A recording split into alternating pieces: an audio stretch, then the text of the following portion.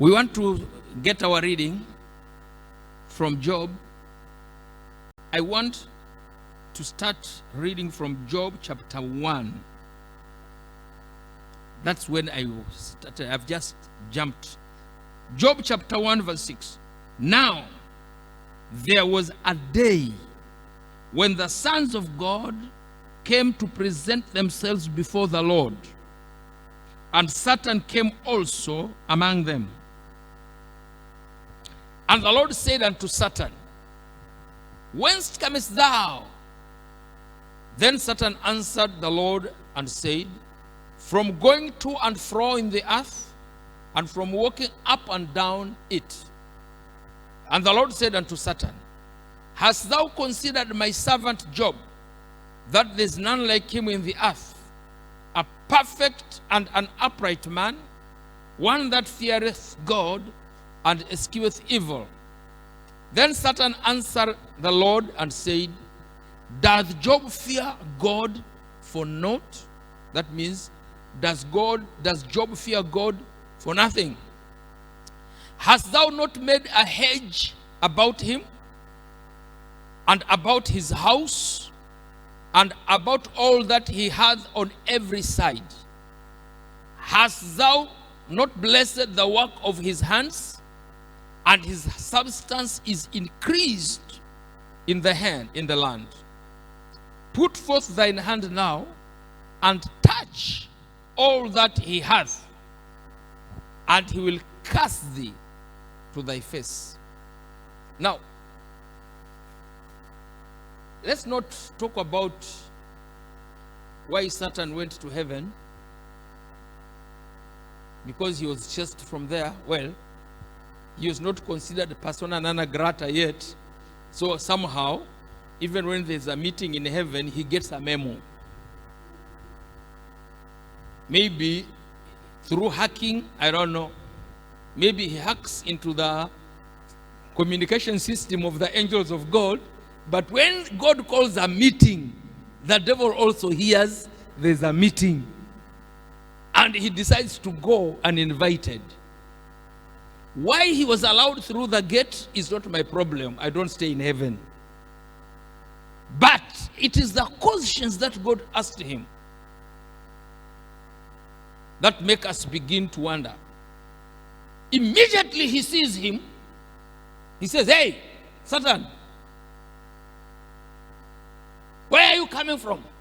And he says, Oh, I've come from the earth. From moving up and down and across it. That means somebody who is an arega, walking up and down and across it. Notice, I'm a stickler for details in what's used in the Bible. Notice, God does not ask him, What are you doing here? Normally, when somebody shows up in your meeting that he was not invited, what do you ask him? What are you doing here? But God did not ask him, What are you doing here? That has got a message which I will not speak today. Instead, he asked him, Where are you coming from? Does that mean anything? Yes. It means a lot. It means a lot. Then God asked him, Have you considered my servant Job? And he says, There's nobody like him on the earth, full of integrity. He fears me, perfect, upright. He fears God, runs away from evil. Then devil, in his usual cynical, sarcastic manner, he asks God, You think he fears you for nothing? You trust that man? You think he just fears you for nothing?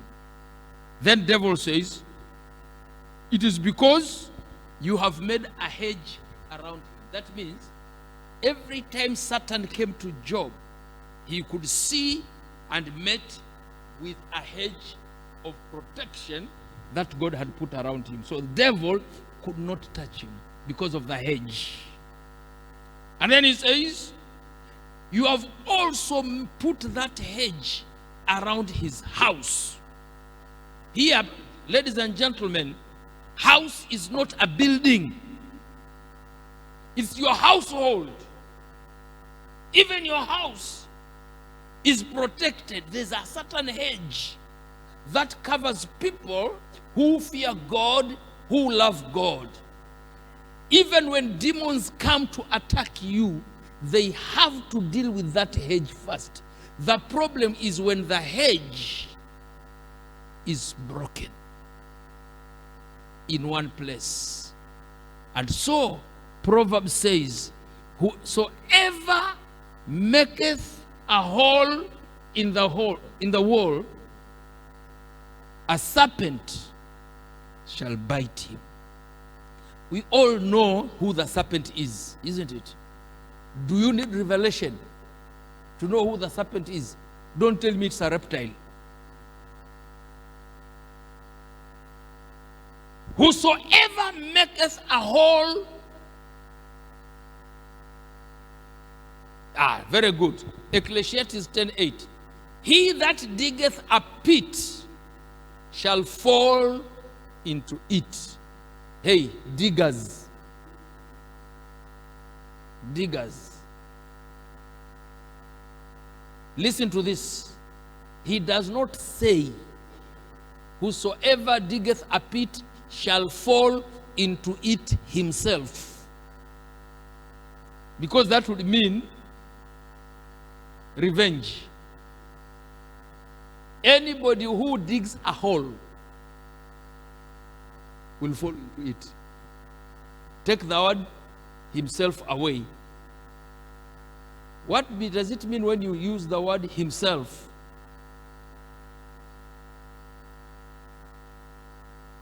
When you use the word himself, it means whatsoever measure you measure with, that it shall be measured unto you. If you put the word himself at the end. But if you remove the word himself, then it just means like this. If you dig a hole, you'll fall into it. Whether you are thinking evil or good does not matter. If you dig a hole, you fall into it. But that's a story for another day. And whosoever breaketh a hedge, a serpent shall bite him. When you make a breach in the hedge that God puts around his people, you will be bitten by a serpent. So the problem is not the serpent. The problem is, how was your hedge? Because Satan could see the hedge. And if he could, all his demons could see it. Job had this hedge surrounding him. And his house. His house was also surrounded by this hedge. I love this. And on everything that he has, on every side, including your possessions. Listen to me. There's a doctrine we teach that we call holistic salvation. Holistic salvation means your soul is saved, your body is healed, everything that you own is affected positively by the salvation that you receive from God. That is why Deuteronomy 28 says, you shall be blessed in the city, you shall be blessed in the countryside. You shall be blessed as you go in, you shall be blessed as you come out. You shall be blessed in your everything including the vessel you use to knead the dough for making bread, it shall be blessed. Everything about you will be blessed, because salvation is not about the heart alone and the soul. Salvation will cover everything that you own. You are not saying amen because you are counting your chickens that died from Kideri.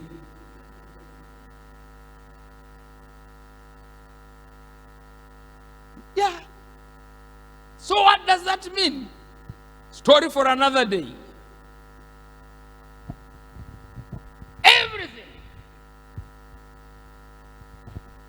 Even your enemies, when they rise up against you, because of your salvation, they will fall, because you have put on something called the helmet of salvation. Helmet protects the head.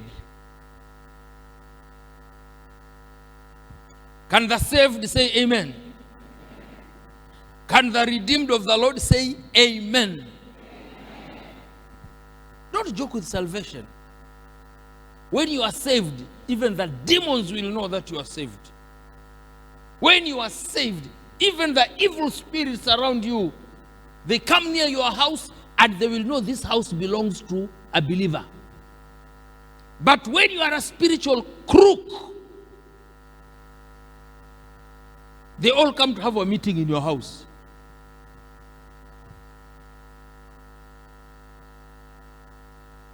So, devil says, listen, it's because of this hedge, this protection.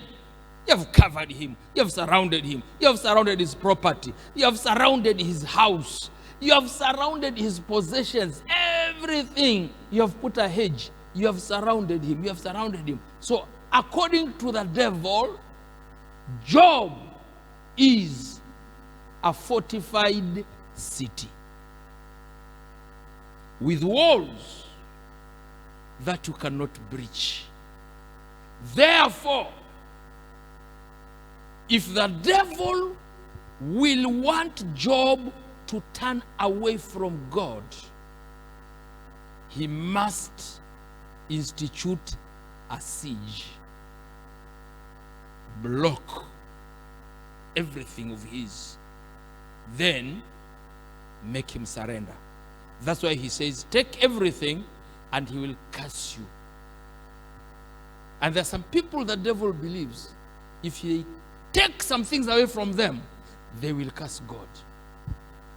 But that is not always so. Because for every siege, God has made a remedy for his people. No matter how long the siege has lasted in your life, some of you could have been undergoing a siege now only 3 months and you are crying. Some of you have been undergoing a siege only for 6 months and you want to backslide. Some of you have been undergoing a siege for 1 year and you are believing that the pastor is a liar just because of your siege. Some have been undergoing a siege for 2 years. Listen, thank God. After that siege, for 2 years, you are still strong and you are still coming to church. You are a very strong believer. Some people don't last 1 month in a siege, I tell you. 1 month, they don't last. Oh, forget about that man. Now, before that I was your pastor. Now I am that man. Shame on you. Forget about that man. Forget about that. Some people are very derogatory. Forget about that bishop. I am a G-bishop for your information. Whatever he tells us, it does not work. I have tried it many days. It does not work. Well, if it does not work for you, it does not mean for other people. So it does not work. There are people who have stood their ground in a siege in life. Now it is 4 years. And they are saying, whatever happens, Jesus is Lord. Wewe mwezi mmoja tunapiga nduru mpaka majirani wanajua. What's wrong with you?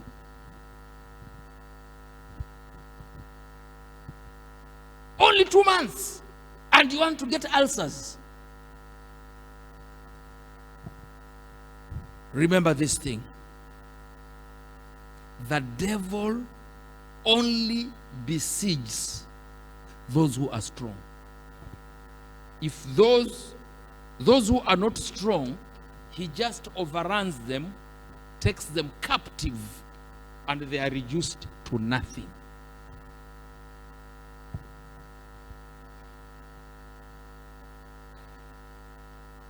Those who are weak, they are already paying taxes to the devil. Because when the devil offered them terms of peace, they accepted. And what did they do? They became slaves of the devil. And now, they are tributaries of Satan. So when you look at somebody who is so peaceful, sometimes it is not the peace of God. It's a false peace of a slave. And when you see somebody in a war, constant battles and fights, that person, God has given him the strength to resist every siege. And he's surviving, she's going on, she is strong, she is prayerful.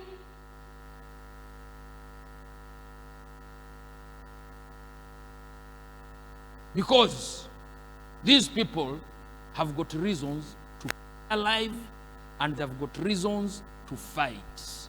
Why? Because they've got something to fight for and they've also got something to die for. Only that.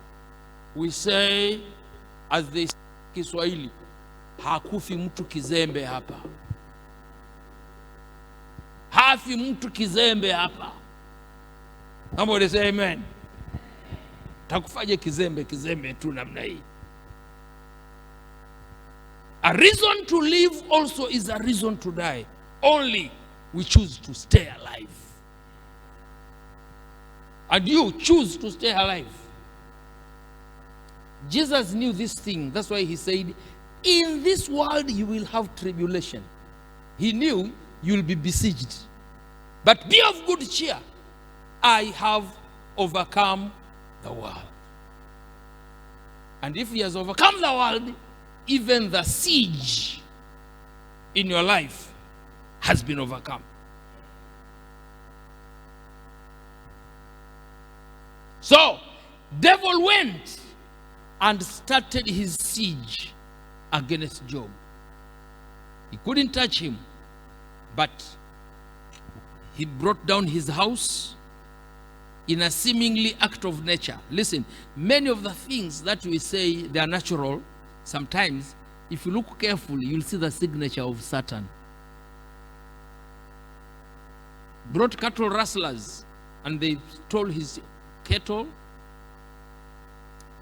made the house fall on his children. And Job was left with nothing. And Job refused to curse God. Why? The first siege did not work. The devil can bring a series of sieges in your life. Make up your mind. None is going to make you leave the fortress. Hello? Make up your mind. I am not going anywhere.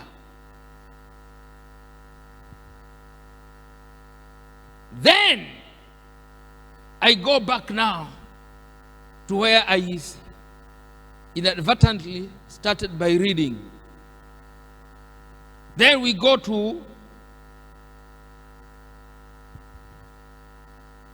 Job chapter 2.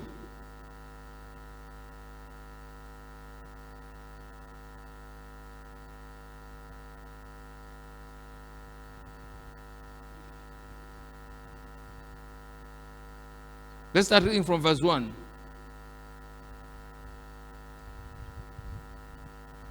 Again. Is here. Don't be surprised. When the devil begins to attack people of God, there will always be an again. You defeat him today, he will try again. But if you defeated him the first time, even again will not work. Why? The God who protected you yesterday has not changed. So he will protect you today also. If yesterday the siege did not work, why should the siege of today work? What changed? Again, there was a day when the sons of God came to present themselves before the Lord, and Satan came also among them to present himself before the Lord. And the Lord said unto Satan, from whence comest thou? And the story is the same.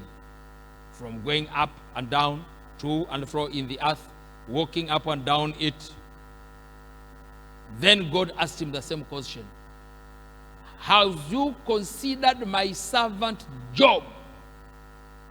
That there's none like him in the earth, a perfect and an upright man, one that feareth God and escheweth evil. Still he holdeth fast his integrity, although thou movest me against him to destroy him without cause. Then Satan, who never seems to give up, comes up with another reason. He says, skin for skin. Now, this can only be a saying of the devil. Whatever it means, it's only the devil who knows. Skin for skin. Yeah. All that a man hath will he give for his life. Put forth thine hand now and touch his bone and his flesh, and he will cast thee to thy face. Now, first siege, your possessions, your house, everything that you have, you hold on to your integrity. No matter what people say, you just block your ears. Because people will always talk, and they will always talk in ignorance. That's the problem.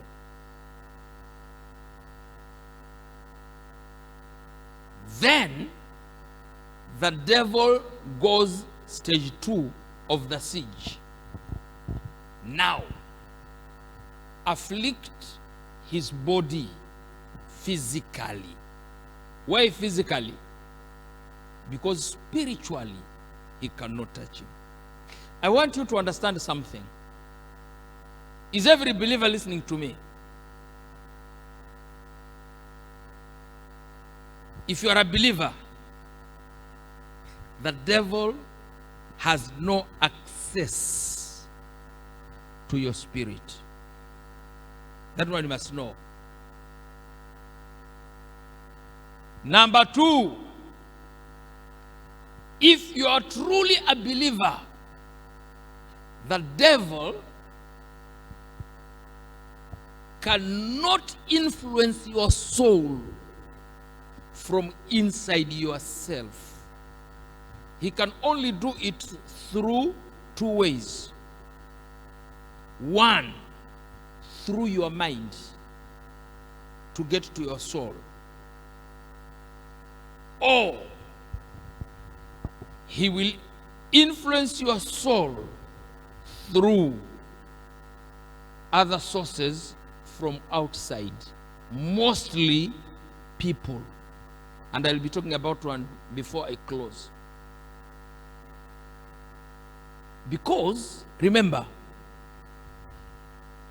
your soul is redeemed. When it is redeemed, it has been bought with a price by Jesus Christ himself. So the devil has got no legal permission to enter your soul, but he can, through the mind, influence emotions. He can use people to speak things that immediately make your soul become downcast. And so in the book of Psalms, many places David asks, "Why are you downcast, O my soul? O my soul, why are you downcast within me?" He could see the soul going so low. But what was the problem? Enemies. Not inside you. But if you are not redeemed, if you are not saved, the devil can come into your soul anytime. The devil can walk into your spirit anytime and throw a party.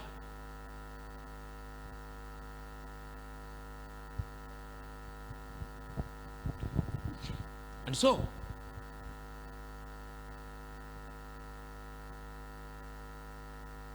you can be afflicted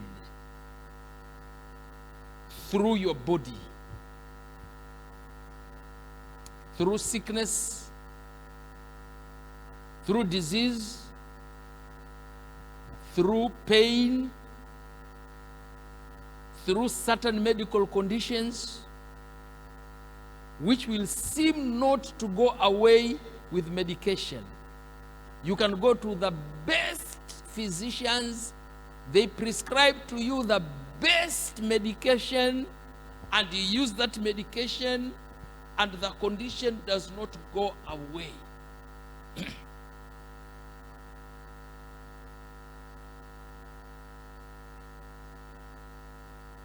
It is because the devil decided to put a siege on your life through your body so that you get discouraged. I want you to understand this thing. Irregardless of how strong you are spiritually, there are some conditions, sicknesses, illnesses, when they come on you, you can't pray. Hello? Have you ever tried praying when you are sick? Have you?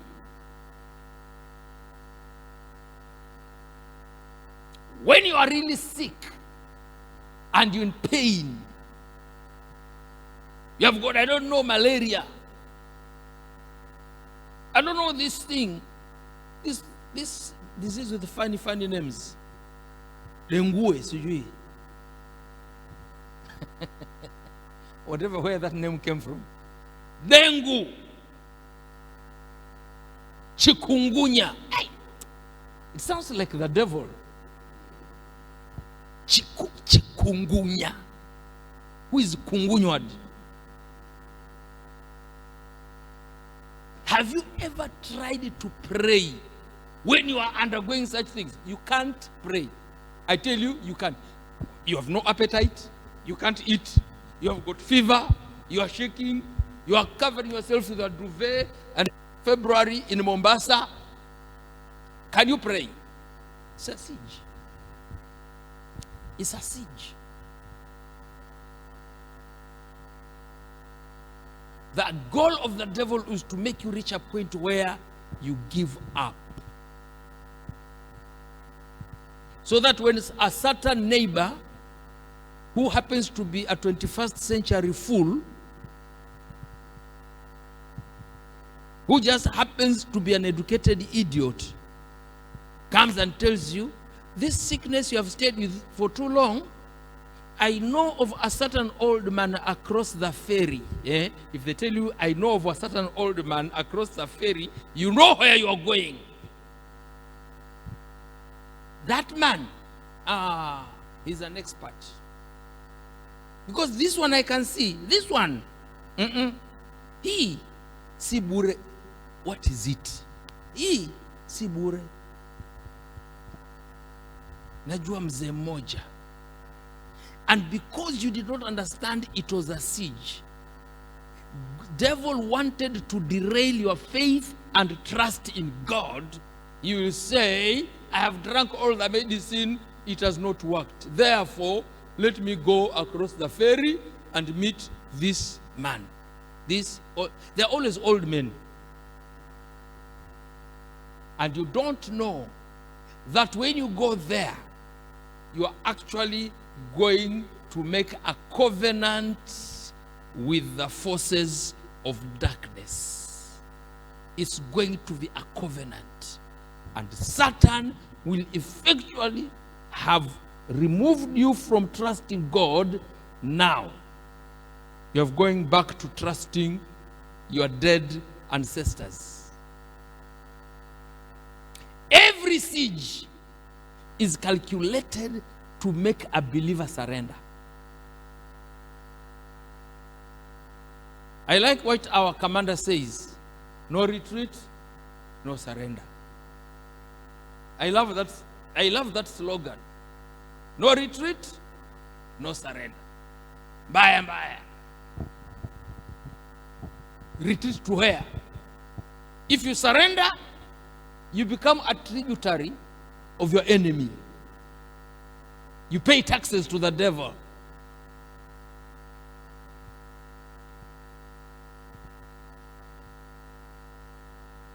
Somebody said somewhere, it was not a Christian saying, it was in a certain freedom. It was in a certain freedom film somewhere. And this person refused to give up. And this person said, I'd rather die standing up as a free man rather than die kneeling as a slave. Nasema, that's my man. That is my man. Some of you already know what film I'm talking about. But because I'm not here to promote films, I don't want to give them free promotion of films. I won't say it. It's true. Die standing as a free person, but live kneeling as a slave. No way. And that is what the devil wants to bring many Christians down. And Job said, no.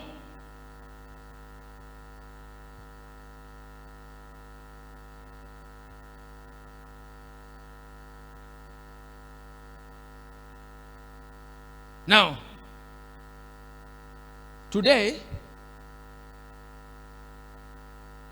we as believers undergo many forms of spiritual sieges.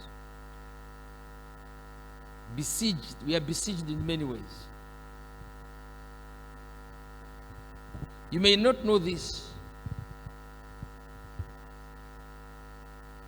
but the closer you come to God in prayer, in sanctification, in everything, the bigger a target you become for besiegement, and you can't run away from that fact.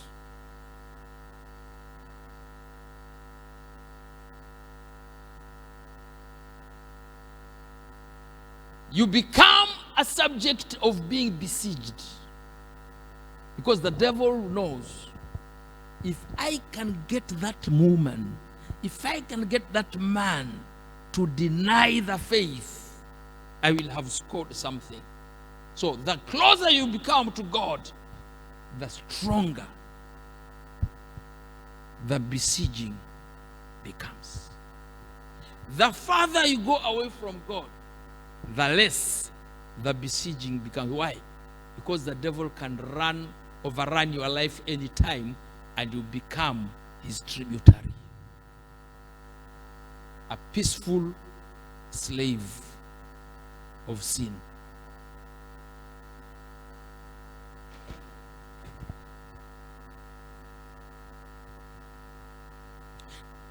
So there are some forms of spiritual sieges that are directed at believers today, and some of us don't even realize it.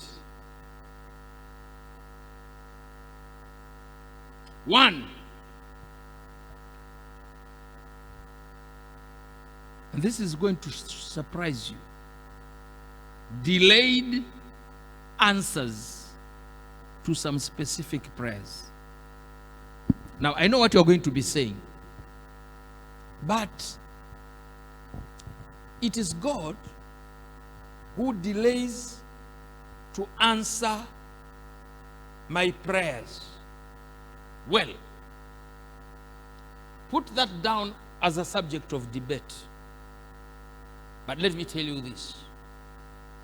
Many times, delay to our specific petitions is not delay on God's side.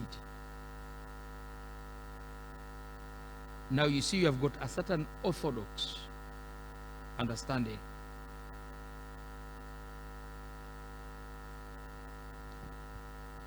When I was in the youth, that was many centuries back, decades, not centuries. When I was in the youth, we used to go to many youth camps. And we used to hear a lot of people who come to teach us as young people. Thank God I'm still young. Who is doubting?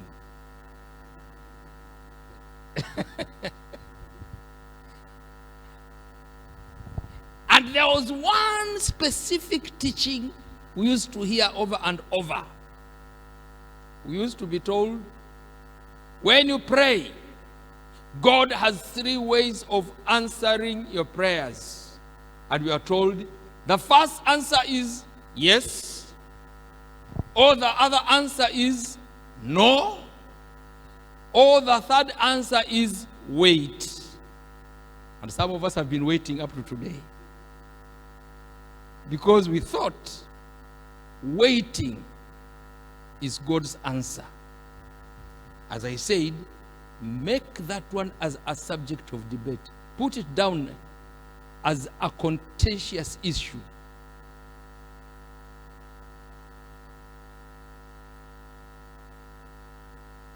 Well, maybe it was summarized. Maybe the answer was too long. Maybe the explanation was too long. So the Bible teacher decided to truncate it to yes, no, wait. Inakaa ka voltage guard. It is like that voltage regulator of your TV and your fridge. Red, yellow, red, no. Yellow, wait. Green, yes. How about if there's no power? And in most cases, the problem is there's no power. What does it tell you?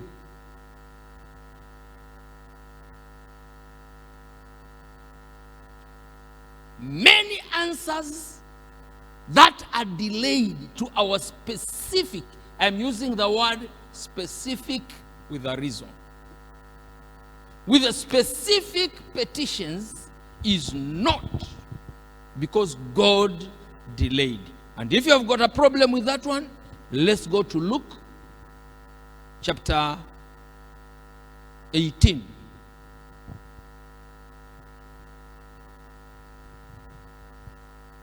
About the unrighteous, the widow and the unrighteous judge.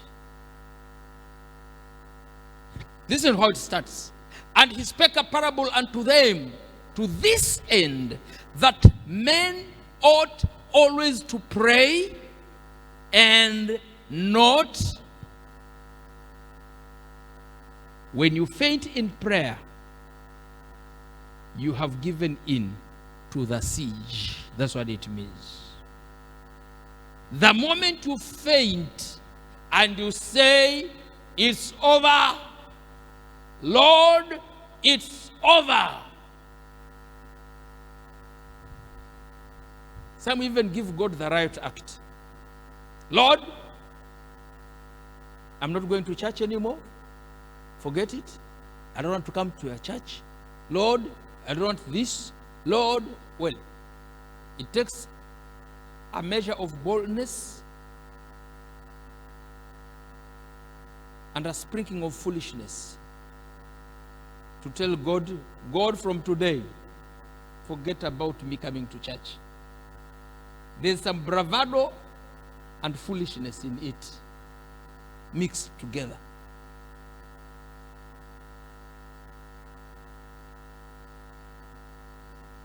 You cannot make God work for you by announcing maandamano. Leave that to us Kenyans alone.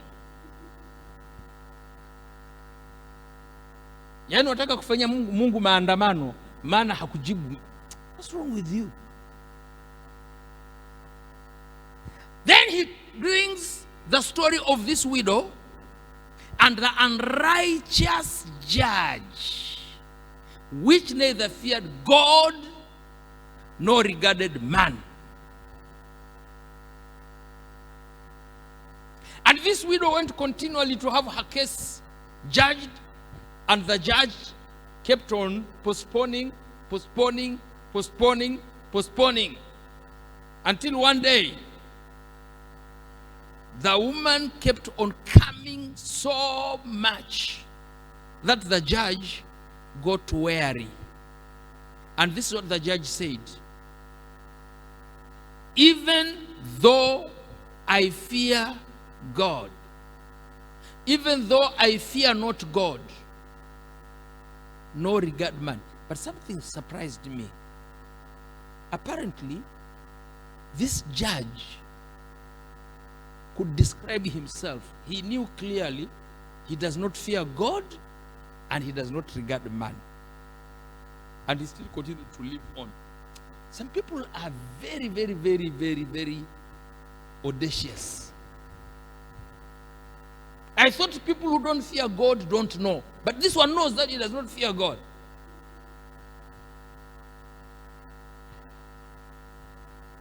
But verse 5 he says,